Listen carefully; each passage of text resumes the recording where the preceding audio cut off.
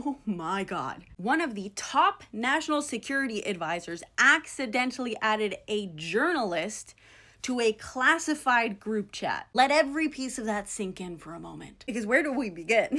Is it the fact that a classified military operation was organized in a group chat? You know, like a bachelorette weekend. Is it the fact that out of 18 top national security officials, not a single one noticed a journalist among them? Seriously guys, Signal like auto-populates your username and contact info.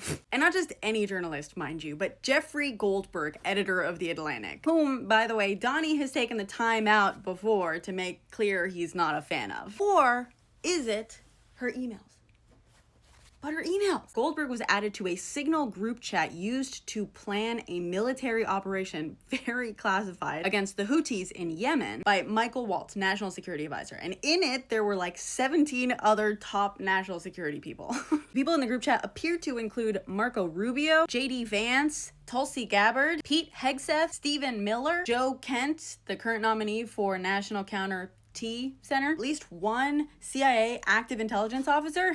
By the way, props to Goldberg because he has practiced way more regard for national security in this whole article than anyone in this group ever did, because he purposely withheld information because it's an issue of national security. For example, withholding the identity of the currently active intelligence officer that was in the group chat. Or here where he's talking about a message sent by Pete Hegseth, as well as others, because he says, quote, the information contained in them could conceivably have been used to harm American military and intelligence personnel. Seriously, how is a journalist doing more to protect national secrets than they are? Goldberg watched as they discussed this plan, the whole time, by the way, not entirely sure that it was real. As incompetent as the entire admin is, even this feels like a step too far.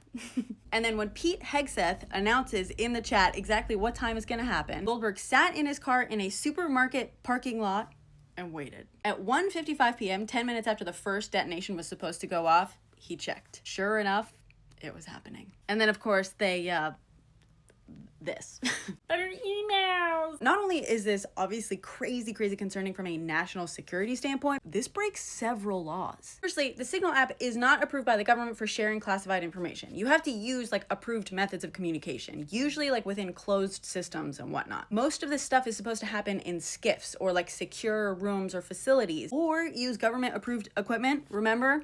Butter emails. The fact that you can't take cell phones into a SCIF suggests that they were out and about texting about this in public, which then also opens the door to their devices being stolen or lost. By the way, quick shout out to Signal. I recently recommended it as an encrypted messaging app. If these guys think it's secure, then it probably is. Just don't add the wrong person to the group chat. Beyond that, this would probably also violate the Federal Records Act. Even text messages about official acts are supposed to be preserved. And Waltz had reportedly set up the group to auto-delete the messages after a week. But her emails! Oh, and ironically, at multiple points, Pete Hegseth mentions OPSEC or Operational Security, but we are currently clean on OPSEC.